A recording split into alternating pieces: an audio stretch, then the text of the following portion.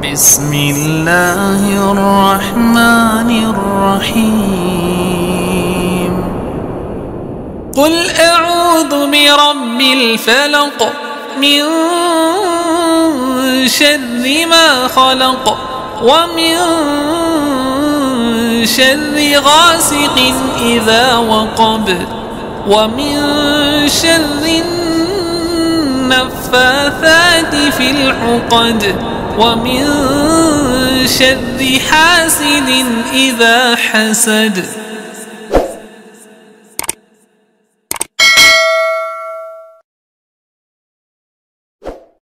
Assalamualaikum warahmatullahi wabarakatuh. Alhamdulillahilladzi qad akhraja nataijal fikri li arbabil hijjah. Asyhadu an la ilaha illallah wa asyhadu anna Muhammadan abduhu wa rasuluhu nabiyya ba'da. Allahumma shalli wa sallim wa barik ala sayyidina Muhammad wa ala alihi washabihi ajmain. Amma ba'd. Alhamdulillah, segala puji milik Allahu Rabbi, dan juga mari kita panjatkan kepada Allah Azza wa Jalla, dan syukur kita panjatkan kepada Allah Rabbul Ghafur karena atas kudrat dan iradatnya kita diizinkan bisa beraktivitas dari bangun tidur sampai tidurnya lagi. Kalau bukan kehendak Allah, kalau bukan izin dan ridho Allah, belum tentu kita bisa mengerjakan sesuatu itu. Maka kita syukuri dengan alhamdulillah.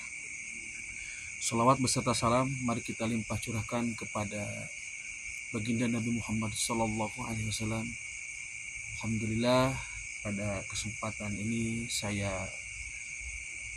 ingin memperkenalkan diri. Saya Aji Riana, asal dari Kota Tasikmalaya, Kecamatan Cisayong, Desa Cisayong. Saya ingin menyampaikan perihal telah dibuka penyembuhan pengobatan dengan metode secara konsultasi, muhasabah, dan doa tauhid. Namun izinkan saya menyampaikan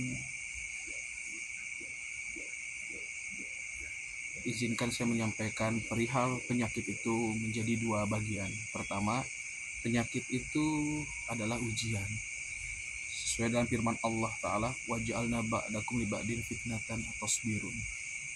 Nah, di ayat ini kata Allah, dan sungguh kami ciptakan kamu dengan yang lainnya semua yang ada di hadapanmu itu adalah ujian. Atasbirun, apakah kamu sabar? Nah, insya Allah sakit yang diizinkan kepada orang-orang soleh, kepada orang-orang yang bertakwa, nah itulah yang disebut dengan ujian. Namun untuk kita yang masih belum istiqomah, masih banyak melakukan kehilapan, masih banyak melakukan dosa-dosa yang kita kerjakan sehingga dicatatlah oleh malaikat atid, itu sesuai dalam firman Allah Ta'ala, wa ma asobakum min musibatin fabima kasabat aydikum, yang artinya, dan apa saja bencana musibah yang kau terima itu disebabkan dari buah tanganmu sendiri. Nah, dari ayat ujian, dari ayat berupa peringatan, itu semua kehendak Allah.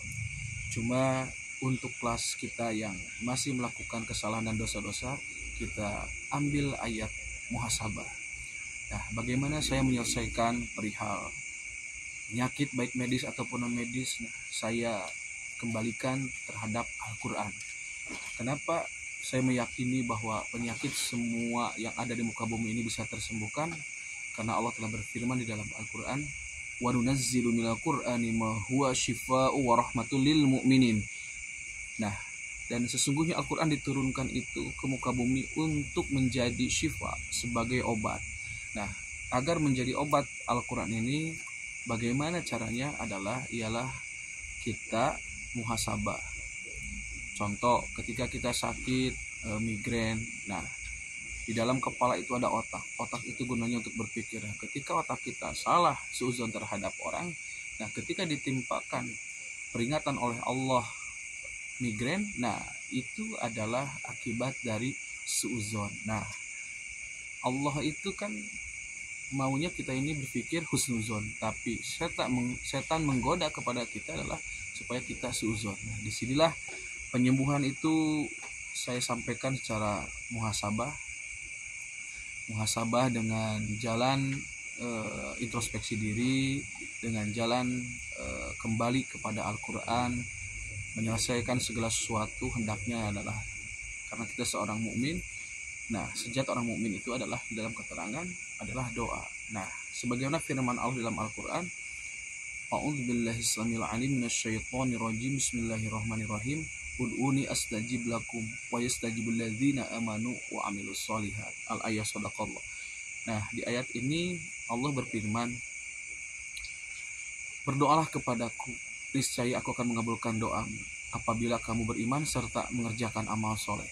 Nah, iman dan amal soleh inilah yang harus kita lakukan, yang harus kita kerjakan, yang harus kita perbanyak agar mencapai tingkatan doa kita diijabah oleh Allah Ta'ala. Nah, kenapa kita harus senantiasa muhasabah? Karena dengan muhasabah itu berarti kita diberi rasa sehingga kita merasa. Nah, ketika kita merasa mengerjakan kesalahan dan dosa-dosa kita dari sejak akil balik sampai saat ini, nah itulah yang benar-benar kita berintrospeksi diri sehingga itu menjadi titik amal soleh. Lalu yang kedua, memperbanyak mohon ampunan dari titik dosa yang kita kerjakan. Misal yang saat ini kita sakit, terkena penyakit vertigo, terkena penyakit di bagian mata plus, minus, katarak, terus ada yang terkena sinusitis, ada yang terkena kelenjar getah bening, ada yang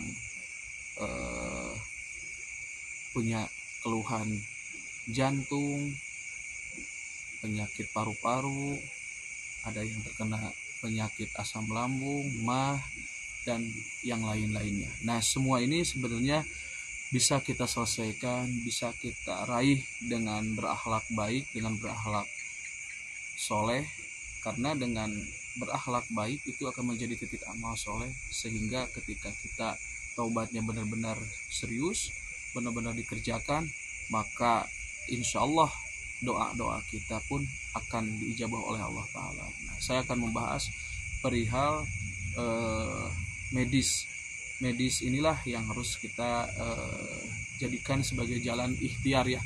Fa idza azamta fatawakkal 'ala Allah.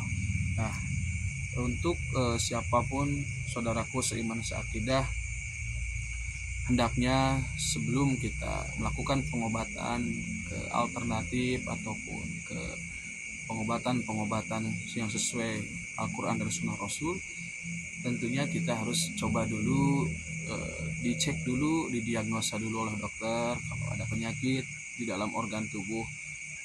Cobalah di ronsen dulu, di USG dulu, agar ketahuan sakitnya apa lebih jelas dan lebih rasional. Nah, lalu yang kedua, saya menyarankan untuk penyembuhan pengobatan yang saya lakukan ini adalah metodenya adalah dengan muhasabah. Nah, muhasabah inilah yang mungkin, maaf ya untuk saudaraku, tidak semua orang mau berintrospeksi diri.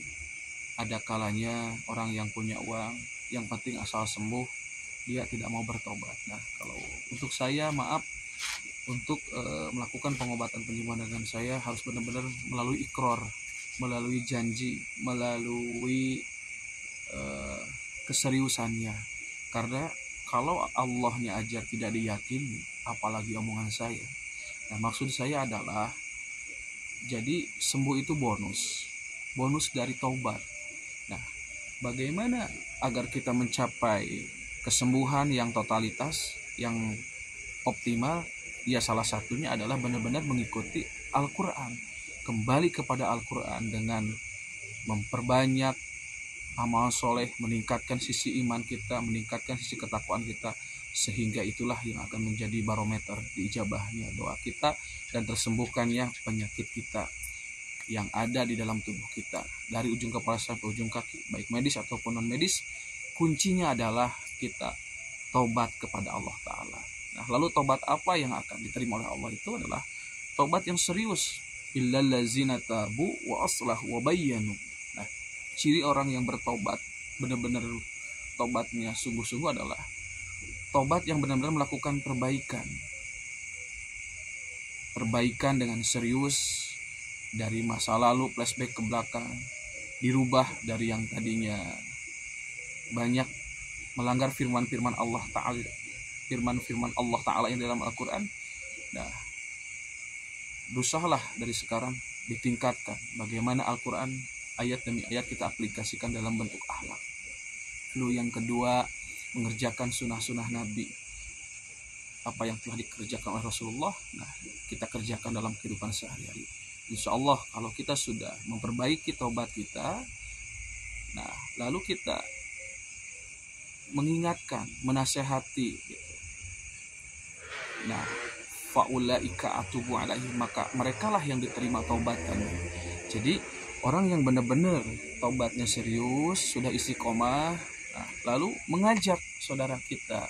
Kalau kita di keluarga punya anak, punya istri, punya adik, punya keluarga, ajaklah untuk melakukan pekerjaan-pekerjaan yang baik, yang dimulai segala sesuatunya itu. Sebelum mengerjakan sesuatu, jangan lupa kuncinya adalah bismillah. Nah, dengan menyebut bismillahirrahmanirrahim ketika akan mengerjakan sesuatu, dan ketika selesai mengerjakan suatu pekerjaan, lalu baca hamdalah, disyukuri, nah itulah yang akan menjadi amal soleh.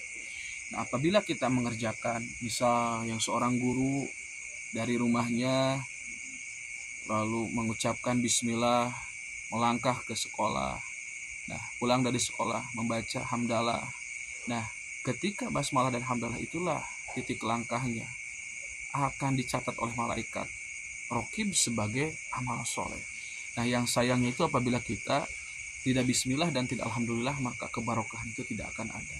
Bahkan bukan cuma tidak barokah, jadi kalau kita makan gak bismillah, gak disyukuri dengan hamdalah, nah itu banyak nanti makhluk-makhluk yang masuk ke dalam tubuh kita, sehingga kita tidak merasakan kenikmatan dan tidak merasakan keberkahan. Dan tentunya ketika kita tidak bersyukur atas makanan yang kita makan, nah itu juga ngeri ya. Inna azzabil syadid, kata Allah, sesungguhnya siksa kami lah yang begitu amat pedih. Nah, oke saudaraku, izinkan saya menyampaikan edukasi perihal penyembuhan pengobatan yang saya lakukan ini adalah perihal dari medisnya. Itu yang pertama adalah tadi saya sampaikan ya, saya sampaikan berulang-ulang lagi biar ingat, biar paham. Satu, sebenarnya penyakit medis pun bisa sembuh asalkan dengan kita mau muhasabah, introspeksi diri dari titik kehilapan itu, minta ampunan, lalu minta kesembuhan kepada Allah. Kurang lebih kalau kita sakit migrain, a'udzubillahi minasyaitonirrajim, bismillahirrahmanirrahim, alhamdulillahirabbil alamin, asyhadu an la ilaha illallah wa asyhadu anna muhammadar rasulullah. Kita bersalawat, lalu kita baca ya Allah iyyaka na'budu wa iyyaka nasta'in, lalu kita misalkan berdoa, ya Allah ampuni jikalau saat ini aku migrain disebabkan karena aku suudzon terhadap suami, terhadap istri, terhadap anak, terhadap saudaraku. Ya Allah, jika itu menjadi salah dan dosa di hadapanmu, aku mohon ampun ya Allah atas suudzonku. Astagfirullahaladzim. Ya Allah ya salam, wahidat yang mampu menyembuhkan penyakit migrainku, sembuhkanlah dengan izin, dengan kuasamu, dengan kekuatanmu. Amin. Mudah-mudahan dengan sembuhnya migrainku bisa meningkatkan iman, ketakwaan, dan bersyukur kepadamu ya Allah. Amin amin ya mujibah sa'ilin. Nah, kurang lebih doanya seperti itu. Lalu, nah bagaimana untuk mengatasi perihal penyakit non medis? Nah, non medis ini sudah jelas ya, biasanya tidak terdeteksi oleh analisa diagnosa dokter ataupun tidak bisa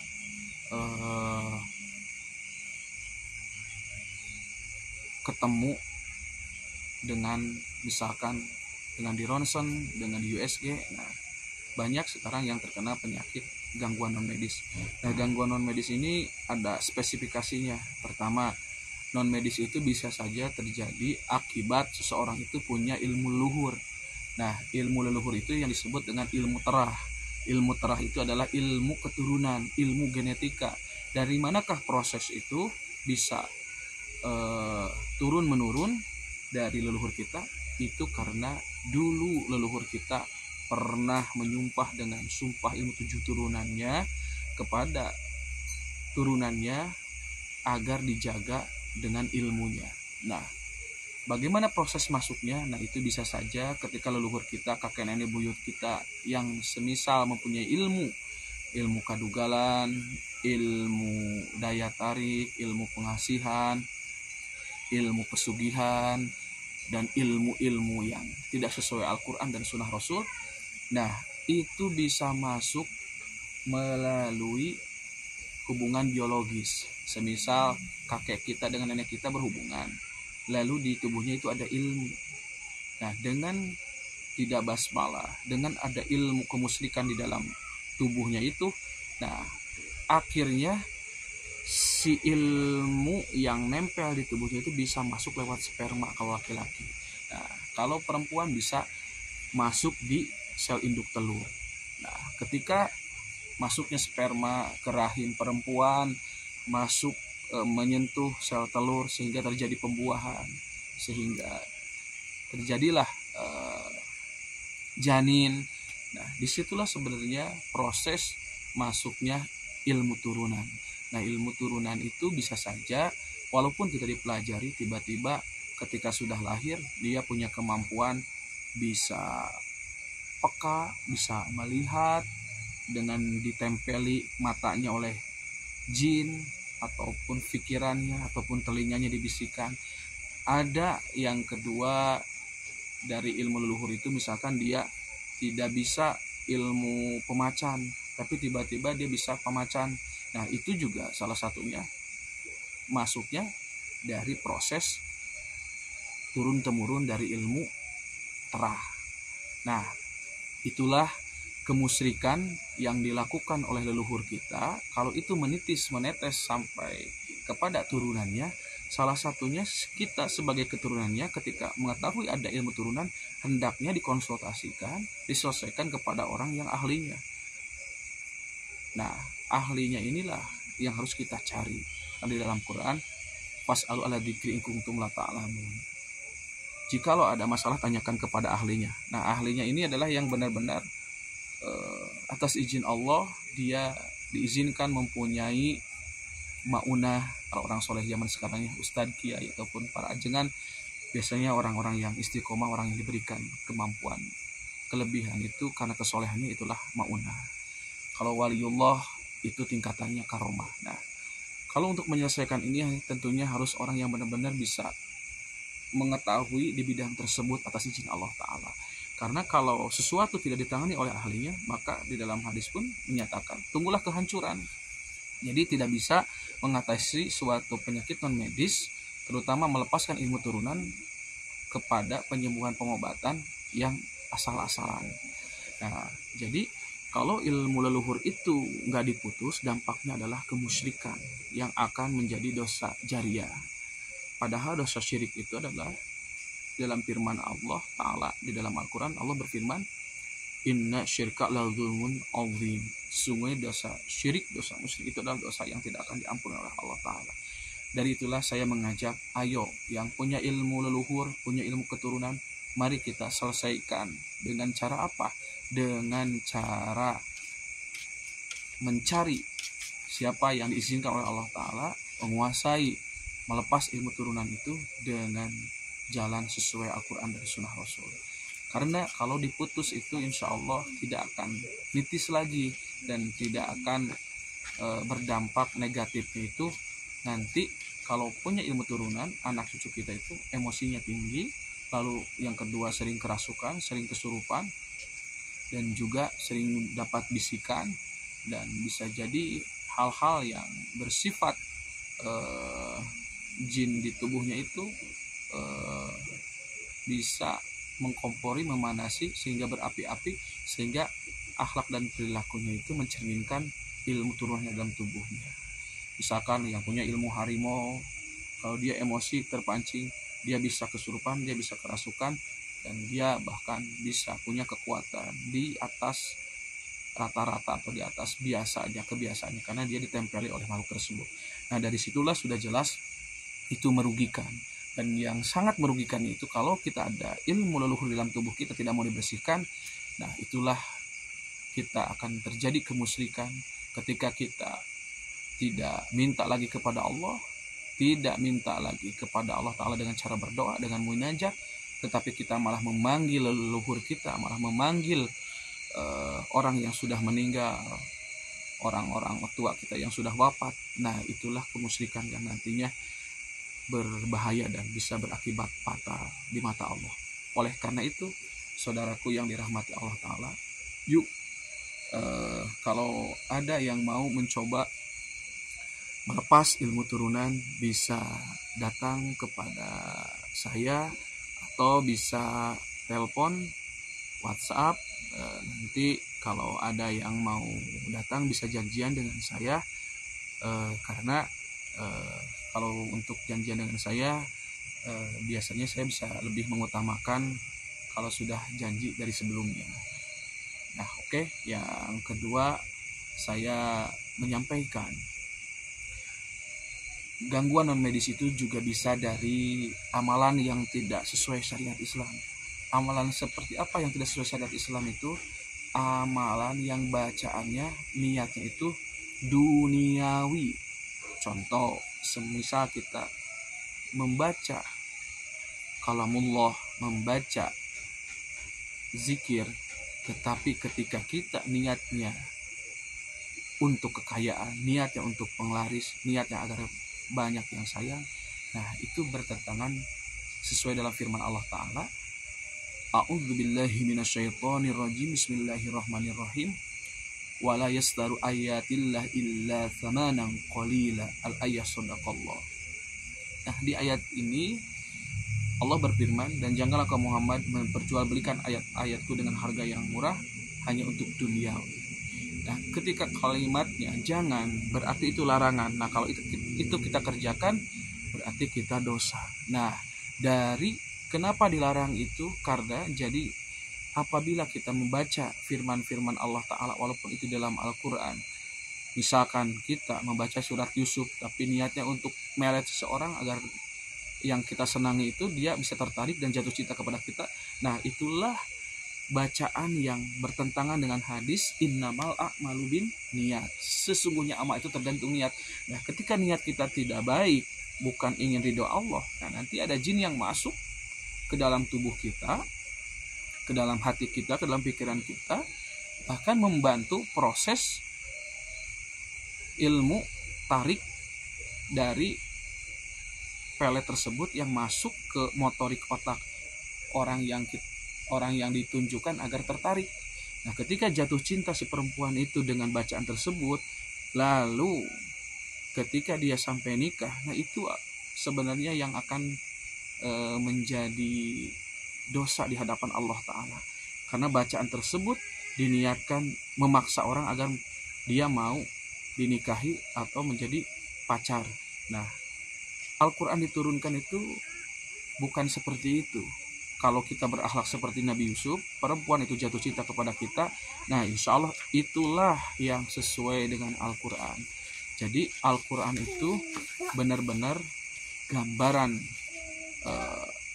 akhlak yang dikerjakan oleh Rasulullah. Kenapa Rasulullah itu mendapat gelar Quran berjalan? Karena Rasulullah itu dari ucapan dan tingkah lakunya itu seperti Al-Quran.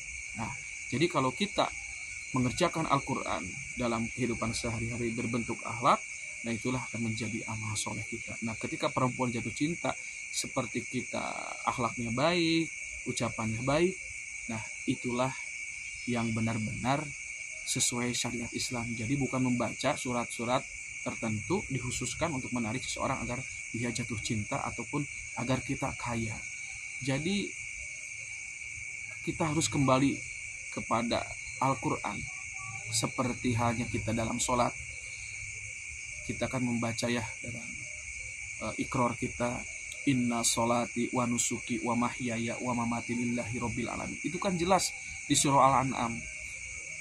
Kul inna sholati, katakanlah Muhammad, sesungguhnya sholatmu, ibadahmu, wa mahyaya wa mamati lillah, hidup dan matiku untuk Allah Rabbil alamin, yang menguasai alam semesta. Jadi jelas, apapun sholat kita, puasa kita, zakat kita, sodakoh kita, semua bentuk amal soleh hendaknya niat dan tujuannya lillahi ta'ala, hanya untuk mendapatkan ridho Allah. Nah, jadi sudah jelas ya, bukan tidak boleh membaca Al-Quran, bukan tidak boleh berzikir, bukan tidak boleh berwirid, tapi luruskan niat, karena kunci diterima ibadah kita adalah niatnya lillahi ta'ala, niatnya semata-mata karena Allah ta'ala.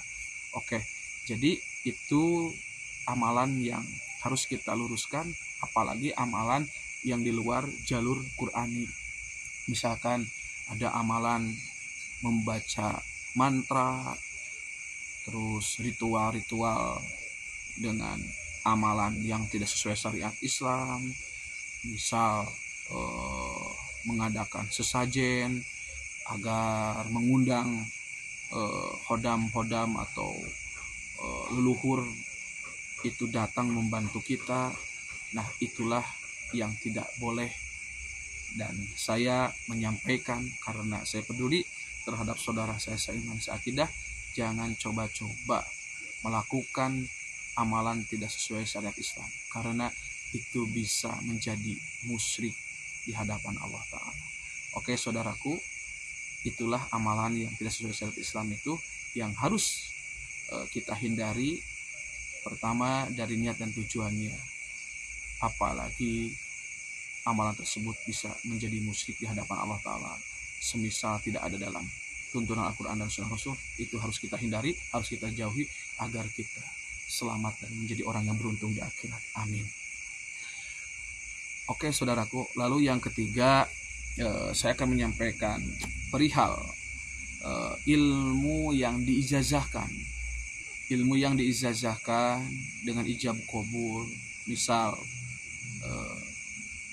kita nih percaya terhadap orang yang ngasih, saya kasih nih keris buat kamu, ini pegangan biar kamu selamat. Nah, ketika itu diijab kabulkan, lalu kita terima, oke Pak, saya terima ini kerisnya. Nah, ketika ada ijab kabul seperti itu, lalu si keris itu dibawa dan dipakai, nah itulah bisa menjadi ilmu juga yang masuk ke dalam tubuh seseorang. Ya, hati-hati, pegangan kita hanya Al-Quran dan Sunnah Rasul. Jangan sampai kita percaya terhadap animisme ataupun dinamisme. Nah, ketika kita percaya terhadap semacam keris, semacam jimat-jimat raja, seperti jimat-jimat batu ali ataupun yang lainnya. Nah, ketika pegangannya itu, nah itu sudah jelas berarti kita menduakan Allah Ta'ala. Itu bertentangan dengan tauhid kita. Kita itu pernah bersyahadat, misalkan asyhadu an la ilaha illallah. Nah, itu ketika kita sudah bersaksi bahwasanya tidak ada Tuhan selain Allah. Nah, ketika kita misalkan terjerumus kepada benda-benda tersebut, berarti kita sudah menduakan Allah. Dan kita terancam di dalam Al-Quran, inna syirka la zulmun adzim. Sesungguhnya dosa syirik itu adalah dosa yang sangat besar. Dari situ hati-hati, apabila kita dikasih, diijazahkan apapun bentuknya, kalau itu misalkan kita dikasih barang berupa jimat, hendaknya kita jangan sampai mau tergelincir kepada kemusyrikan tersebut, karena itu bisa mengakibatkan dosa musyrik. Oke saudaraku, itu ilmu yang diijazahkan.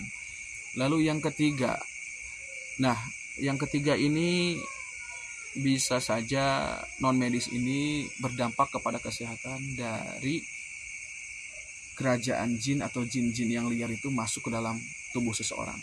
Semisal kalau kita mendatangi tempat yang katanya di kuburan itu dulunya dia adalah orang sakti, lalu orang tersebut punya keyakinan mendatangi kuburan tersebut dan meminta kepada orang yang pernah punya ilmu dulunya sakti, misalkan dia menyebut orang yang sudah meninggal itu, lalu dia meminta keinginannya agar dikabulkan.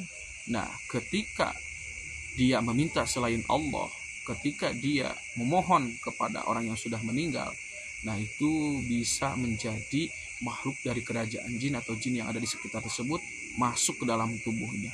Nah, ketika dia punya kelebihan, ketika dia punya kepekaan, ketika dia punya daya tarik, ketika dia punya penglaris, nah disitulah sebenarnya dia ditempeli oleh makhluk. Nah, itulah yang dimaksud hati-hati apabila khususnya kalau kita suka berziarah kepada orang-orang soleh. Satu, niatnya harus lillahi ta'ala. Yang kedua, dengan ziarah itu kita harus berpikir suatu ketika kita akan dikubur. Nah, kalau ziarah kita mengingat kematian, meningkatkan iman kita, meningkatkan amal soleh agar kita memperbanyak amal sebelum mati, itulah ziarah yang akan menjadi amal soleh. Jadi ziarah itu harus diluruskan. Jadi jangan sampai ziarah itu untuk kekayaan, untuk penglarisan, untuk daya tarik, untuk kekuatan. Oke saudaraku. Nah, yang keempat selanjutnya, hati-hati kalau kita pernah berobat kepada orang pintar. Di dalam hadis Rasulullah SAW, apabila melangkah kepada dukun, kepada orang pintar, nah itu 40 hari 40 malam gak diterima sholat kita, ibadah kita. Apalagi kalau kita meninggal, nah itu sudah jelas tidak akan diampuni dosa kita oleh Allah Ta'ala. Na'udzubillahi min dzalik. Oke saudaraku, kalau penyembuhan pengobatan dengan metode orang-orang yang tidak sesuai Al-Quran dan Sunnah Rasul itu sudah jelas ya. Biasanya metodenya melenceng dari Al-Quran. Kalau Al-Quran kan menyatakan syaratnya itu ialah dia kalau benar-benar menanyakan kepada ahli Quran, kepada ahli yang memahami di bidang Quran, tentunya dia pasti syaratnya itu yang pertama adalah bertaubat, berjanji merubah kehilapan, kesalahan dan dosa-dosa itu dengan berubah menjadi pribadi yang lebih unggul dan menjadi lebih baik. Nah, kalau syaratnya sudah jelas seperti taubat, seperti berwudu, seperti muhasabah, seperti didoakan, nah itulah cara-cara yang sesuai sunnah Rasul. Jadi kalau cara-cara yang tidak sesuai sunnah Rasul pun itu bisa menjadi kemusyrikan, bisa menjadi dosa di hadapan Allah Ta'ala. Karena pengobatan yang tidak sesuai syariat Islam, apalagi dibacakan mantra pada air, lalu diminum, lalu dimandikan, nah itu bisa menjadi dosa syirik dan menjadi dosa musyrik. Oke saudaraku, untuk penyembuhan pengobatan, hati-hati, carilah orang yang benar-benar ahli di bidangnya dan benar-benar kaifiat tata caranya sesuai Al-Quran dan Sunnah Rasul, yaitu dengan jalur iqrar, dengan jalur muhasabah, dengan jalannya itu kembali kepada jalan Allah dengan memperbanyak mohon ampunan, bertobat, lalu dengan doa itu karena kita diwajibkan oleh Allah Ta'ala. Nah, kalau metodenya dengan muhasabah, dengan doa, itu berarti sesuai tuntunan Al-Quran dan Sunnah Rasul. Oke saudaraku, untuk hati-hati ya, karena kalau kita penyembuhan pengobatan kita tidak sesuai syariat Islam, itu bisa berakibat fatal, bisa di dalam tubuh kita merasakan gangguan-gangguan yang aneh-aneh, nantinya bisa sering dengar sesuatu, terus tubuh kita sering ada sakit yang pindah-pindah, kepala pusing berat, mata seperti kelayangan, terus di jantung berdebar, sesek ke belakang, perut terasa kembung. Itu bisa berakibat seperti itu karena penyembuhan pengobatannya tidak pas sesuai syariat Islam. Karena yang dimasukkan ke airnya bisa aja itu jin yang dimasukkan untuk mengusir jin atau penyakit yang ada di tubuh pasien tersebut. Nah, kalau seperti itu kan sudah jelas berarti penyembuhan pengobatannya tidak sesuai sunnah Rasul. Nah, oke saudaraku, itu hati-hati ya. Lalu yang kelima, non medis itu bisa disebabkan dari sihir. Nah, sihir itu biasanya yang mengerjakannya itu adalah orang-orang yang zalim. Kenapa turun surah Al-Falaq? Nah, itu adalah salah satu ayat bahwasannya asbabun nuzulnya. Nah, Nabi Muhammad itu dulu pernah mau disantet, pernah dikirimin sihir, pernah mau diteluh. Maka ayat itu bisa menjadi doa. Qul a'udzu birabbil falaq. Katakanlah Muhammad, kau berlindunglah dari kegelapan malam, dari wanita tukang penyihir. Nah, itu artinya sudah jelas ya, sihir, teluh, santet, guna-guna, pelet itu sudah ada di zaman dulu, sudah ada di zaman Rasul. Nah, makanya kalau kita bagaimana cara penanganan santet itu agar kita bisa terselamat oleh Allah Ta'ala. Jadi doa Rasul itu ketika ada yang zalim, wa idza khatabahumul jahiluna qalu salama. Nah, kata Allah itu, Nabi Muhammad itu, dan apabila kamu dijahili, dibuatkan tidak enak, disakiti, dicaci, dimaki, Nabi Muhammad itu doanya agar seorang yang zalim itu selamat, agar orang yang zalim itu tidak apa-apa, agar diberikan hidayah. Contoh, kalau ada orang yang zalim itu doanya, ya Allah, jikalau ada orang yang berbuat zalim kepadaku melalui ilmu sihir, teluh dan santet ataupun guna-guna, aku mohon ya Allah selamatkan, berikan hidayah kalau dia seorang muslim, selamatkan mereka ya Allah. Nah, dengan berdoa keselamatan untuk orang yang zalim, itulah akhlak Rasul, itulah doa Rasul, itulah doa Nabi Muhammad SAW. Jadi kalau kita ada orang yang zalim itu, kita jangan dendam ataupun emosi ingin membalikan sihir ataupun santet guna-guna dari orang tersebut.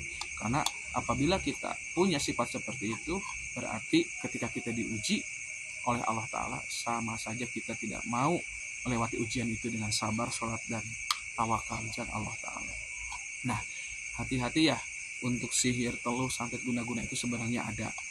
Cuma yang kita harus waspada itu jangan sampai kita berobat kepada bukan orang ahli yang sesuai Al-Quran ya, karena bisa aja nanti analisanya malah suuzon, malah ngarang gitu.